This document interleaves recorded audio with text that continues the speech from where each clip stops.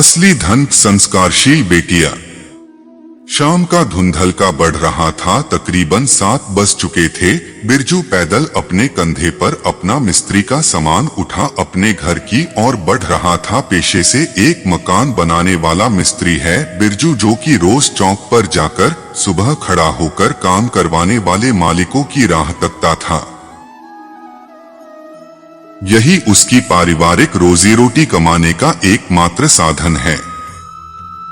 बीते 2 दिनों से वह एक बंगले की रिपेयरिंग का काम कर रहा था। वही अपना काम निपटाकर वह वापस पैदल घर की ओर बढ़ रहा था कि अचानक उसकी नजर हलवाई की दुकान पर पड़ी।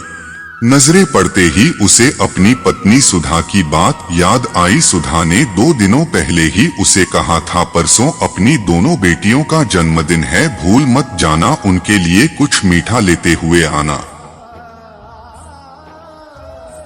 आज के काम की दिहाड़ी पूरे 450 रुपए मिली थी उसे। साथ में उसके काम से खुश होकर बंगले की मालकिन ने एक चॉकलेट का पैकेट भी पकड़ा दिया था, क्योंकि सुबह ही काम करते हुए उन्होंने उससे पूछा था, घर में कौन कौन है आपके भैया।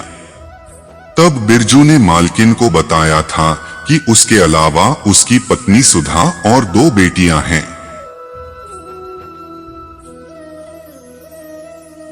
आस्था और आराध्या, और आज बड़ी बेटी का जन्मदिन भी है। तो आते वक्त उन्होंने बिरजू को चॉकलेट का पैकेट दिया था दोनों बच्चियों के लिए। सेठ जी, 250 ग्राम रसगुल्ले तोल देना। कंधे से सामान उतारते हुए बिरजू बोला और पेंट के अंदर की चोर जेब से रुपए निकालकर उसने हलवाई की ओर बढ़ा दिए। हाथ में मिठाई आते ही उसे ऐसा लगा कि जैसे उसने आस्था और आराध्या की लाखों रुपए वाली खुशी खरीद ली हो। दोनों को रसगुल्ले बहुत पसंद है। मन ही मन मुस्कुराते हुए बिरजू तेजी से कदम बढ़ाने लगा। उसे घर जाने की जल्दी जो थी, क्योंकि उसकी बेटी का जन्मदिन जो था। अचानक एक गारमेंट की दुकान देखकर उसके कदम रुक से गए। फिर सहसा ही उसे याद आया जिस घर में वो मिस्त्री का काम करके लौटा है। वहां बंगले मालिक के बच्चे भी तकरीबन उसकी बेटियों की उम्र के ही थे। बंगले मालिक के बच्चों ने कितने महंगे कपड़े पहने हुए थे, और हाँ, दोनों बच्चों के पास मोबाइल भी था, वो भी अलग अलग बड़े वाला। और वो दोनों बात बात पर माम डांड जाने क्या क्या कहकर साहब मैडम को बुला रहे थे। कितनी अच्छी किस्मत है उनकी। अच्छा बड़ा घर, नए नए बढ़िया कपड़े, बड़ा टीवी, मोबाइल और भी जाने क्या क्या था। और एक मैं क्या दे पाया अब तक अपने बच्चों को। यही सोचते हुए उसकी आंखें भीग गई और मन कुंठित हो गया। वह उदास सा हो गया था। आस्था के पास ले देकर एक ही अच्छा सूट सलवार है, जिसे वो हर त्योहार पर पहन लेती है और फिर बक्से में रख देती है अगली बार के लिए। तो वहीं आराध्या कभी कभी जिद कर जाती है नए कपड़ों की। छोटी है ना अभी, उसे अभी समझ नहीं है। उसने मन ही मन पक्का किया कि कैसे भी जोतों और मेहनत से रुपए बचाकर वो अपनी दोनों बेटियों को नए कपड़े तो दिलाने ही है।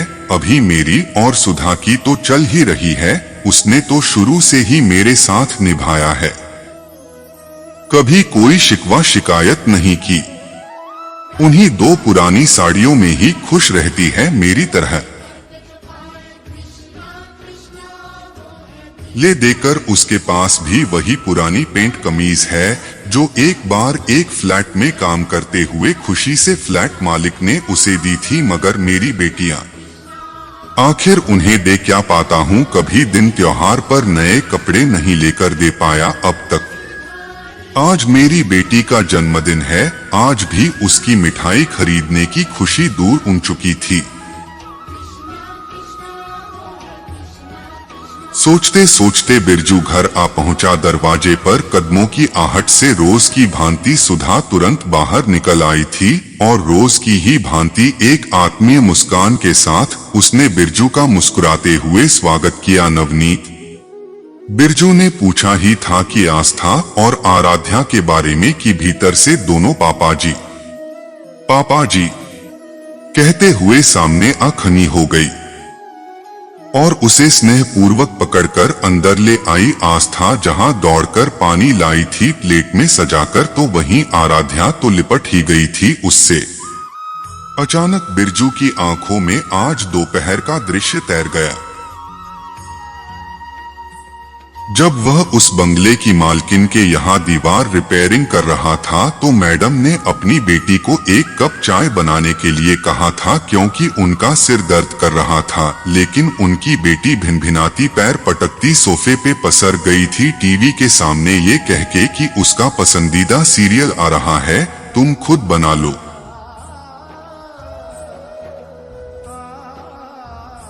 ये सब स्मरण होते ही बिरजू के मन से सारी कुंठा हवा हो गई। उसने मिठाई का पैकेट आस्था को थमाया और आराध्या को चॉकलेट का, और आस्था आराध्या को चूमते हुए कहा, जन्मदिन की शुभकामनाएं बेटा, ईश्वर तुम्हें हमेशा खुश रखे।